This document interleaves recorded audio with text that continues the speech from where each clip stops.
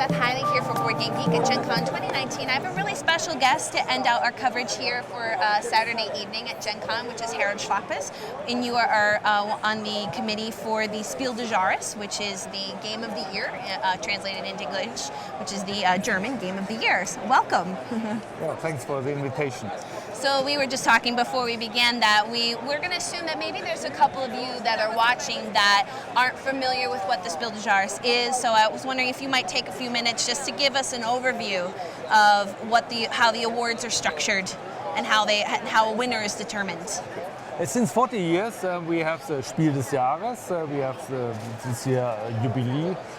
So 40 years Spiel des Jahres, and since some years we also have Kinderspiel des Jahres, Children Game of the Year, and Kennerspiel des Jahres, Connoisseur Game of the Year. We tell it it's for more experienced players. It's not an expert game. That are the three categories, and we have a long list and a short list. The nominees are the short list. We decide on May, and the decision is made on German language games and games which are not only German language. We have the ability to buy it in German shops, or in Switzerland or in Austria. It's German language is a criteria. So maybe 300 games a year without the children games. The children games 150, for example. Yeah, I remember a lot of Americans were surprised when Quirkle won, because they're like, well, that's been out for a while, because that's when it arrived in Germany. Yeah, so that's the year it was eligible for the Spiel des Jahres.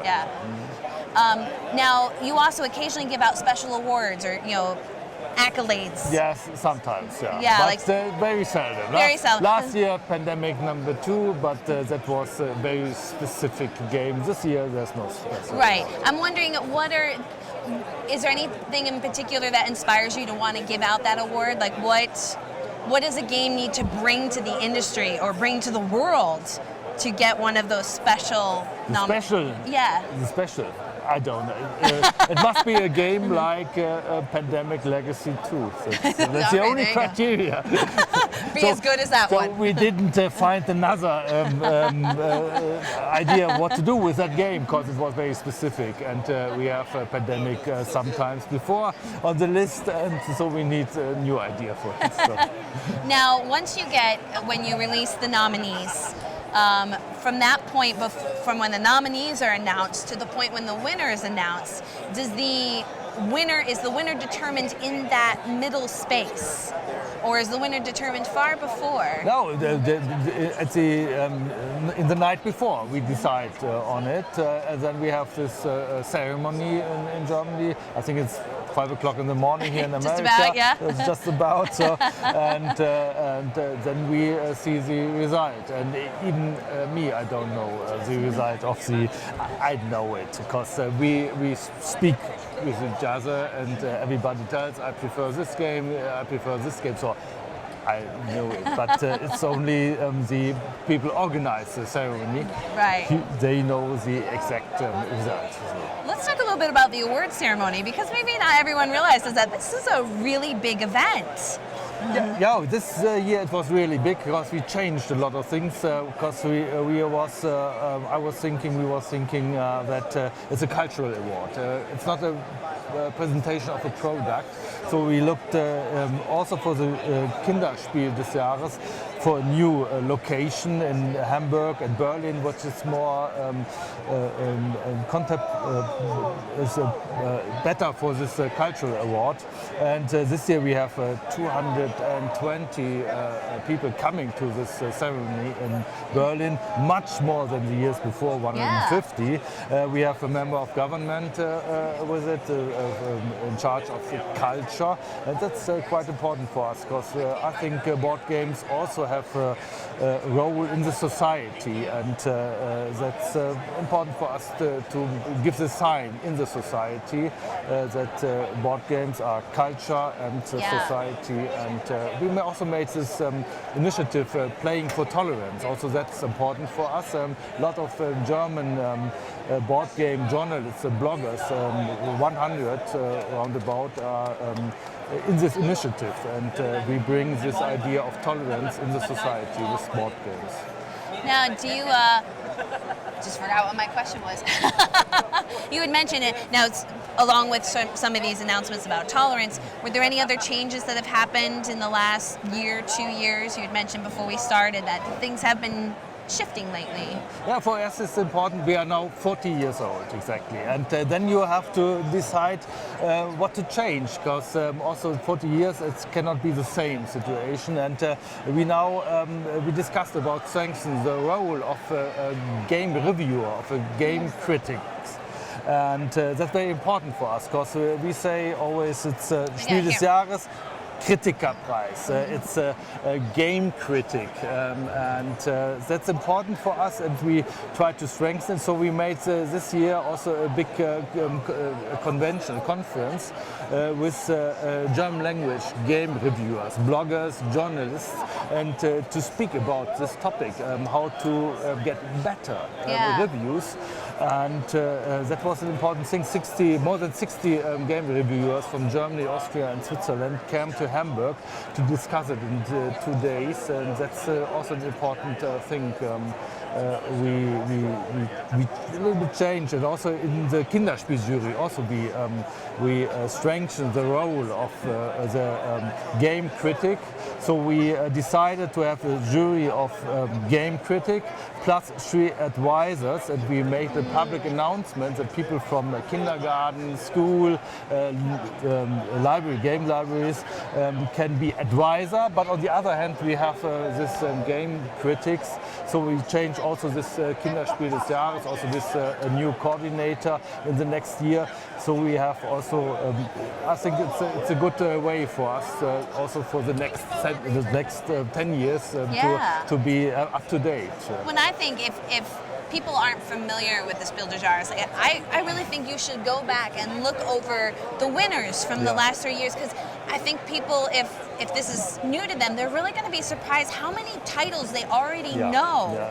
And there's a reason for that, because somewhat you follow what the popular demand is, but there's a reason that they won the award in the first place, that those games have longevity, they have staying power, because they really were industry changing. But then I love that you guys are starting to get that community connection, that games have a bigger role to play as art, as culture.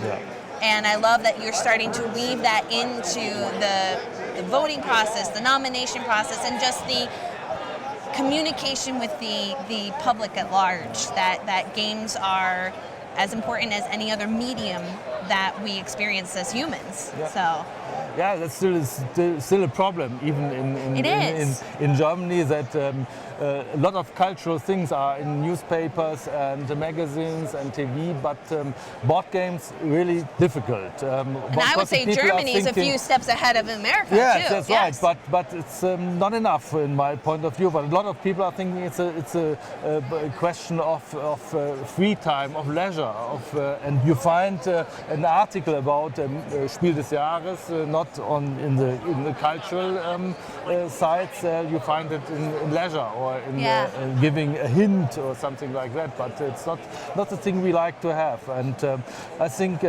Spiel des Jahres in Germany is very strong. A lot of people know it because we are independent, and that's very important. That also the members of the jury, we are very strict that reviewers have to be independent. We also discussed it on this Tag der Brettspielkritik, this convention we made for game reviewers, that it's very important. It's not enough that only the 15 members of both juries have this approach to be independent. That we like to have in Germany much more good game reviewers, so that we have a good basis for this situation.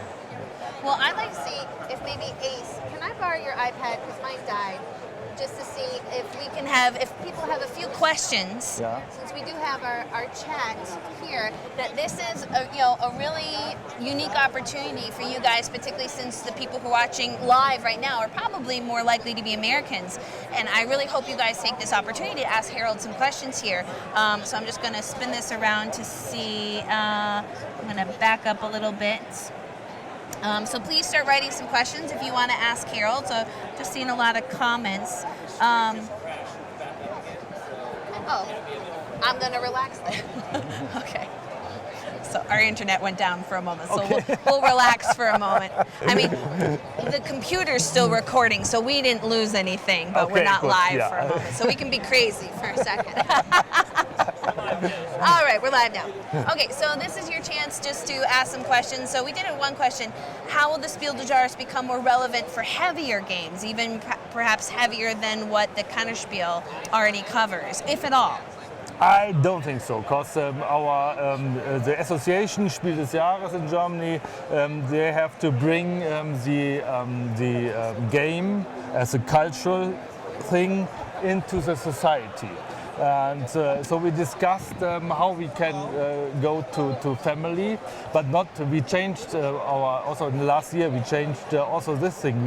In the former times we said at first family. Now we change it, we say at first society, because we know that especially in Germany, board games are not a question for children. I think that's that's a good distinction. Yeah, so because it's also family nowadays in Germany is also more part of the society.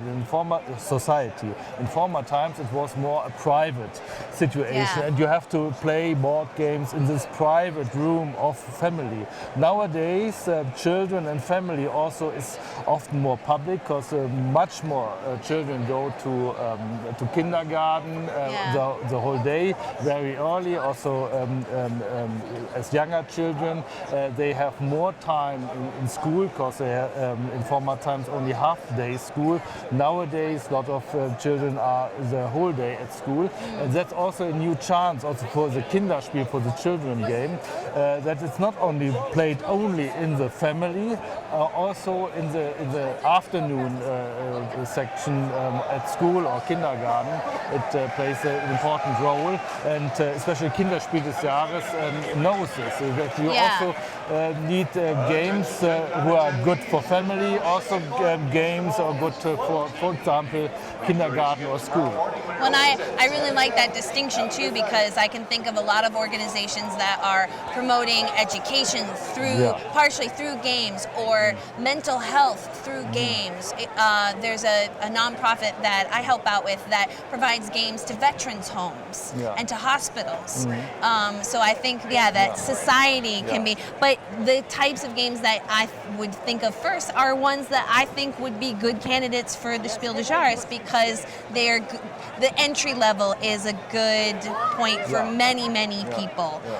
But you're right, there is sort of an interesting twist that the people who are most likely to follow the nominees and to watch the ceremony at 5 in the morning for us are generally the people who are very hardcore hobbyists. Yeah. And yet that's not what you're measuring. That's not what you're celebrating. Yeah, that's right. But I have the feeling also a game like Just One or Flügelschlag, Wingspan, it's very popular even with hardcore gamers. So that's so much fun with the games.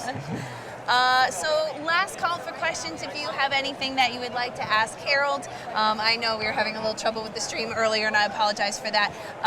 And Harold, I wanted just one more question from me, at least, that you guys also run some things at Spieltag, the large convention in Essen, Germany. I assume you guys will be there this coming fall and for 2019 as well. If people come to visit you there, what is your presence there at that show? Because that's another show that I think a lot of Americans, at least, yearn to go to learn about. So when you guys have a booth at Essen for Spiel, what is your purpose in going there? Oh, that's very difficult answer. We discussed it. The problem is we are there. You're there. Ta-da. Yeah, that's more or less that's it. Because Essen nowadays is so much experts, and people are looking. That's true. They are, for us, it's not a problem. But it's in fact the games we present in Essen this year, they are old. when you come to Essen, the people are looking for the very novelties coming new at the same day, and so we are a lot of people will come this year to look for Just One and to Flügelschlag. There are a lot of people to buy, especially the Just One. They buy the red game every year automatically. They ask for the rule, and that's it more or less. Especially we try. Maybe we have other events. For example, in Leipzig in East Germany. There we have other people coming to our booth, and they are not so familiar with board games, and we can give them good advice. Particularly with 40 years of knowledge. Yeah, that's right. And so that's a difference. Even here at Gen Con, it's easier for us with our booth, because there are a lot of people very happy to see people coming from Germany. And I know that game of the year. I know Spiel des Jahres. I have so much at home, and that's now a chance for me to say thank you, May, for example. That's great. And here in Indianapolis, it's easier. And in Essen, we are one of. It's a so huge it convention. Is so huge. Essen, yes. So we are one of 1,000 booths, and it's not the main point. Do you find there's a growing recognition of the Spiel des Jahres outside of Germany as the years go by? Yeah, good. Yeah, we can see it as we know how much games are sold in the different countries of the world, and it's every year it's become more languages. They have the translations of the game in a lot of languages, and of course people buy this well, game. And as we get more interconnected globally too, I hope that even in board games, even with board games, it happens everywhere. So, Harold, I can't thank you enough for giving us some time. I know we're all have very busy schedules at any convention, but I think having this discussion is really important. That to bring that awareness that it's not just a hobby, that it's a form of expression and it's a form of culture. And I really am glad that what started as just an award is now more of an acknowledgement of how games are more important to society. So I thank you for the work that you do, and for that recognition that will slowly get that message out there in more countries than just Germany. So thank you again. Hope you guys enjoyed hearing a little insight into the importance of the Spiel des Jahres and what it brings to the gaming industry. And thank you for giving us your time. Thank you for the invitation. You're welcome. Thanks.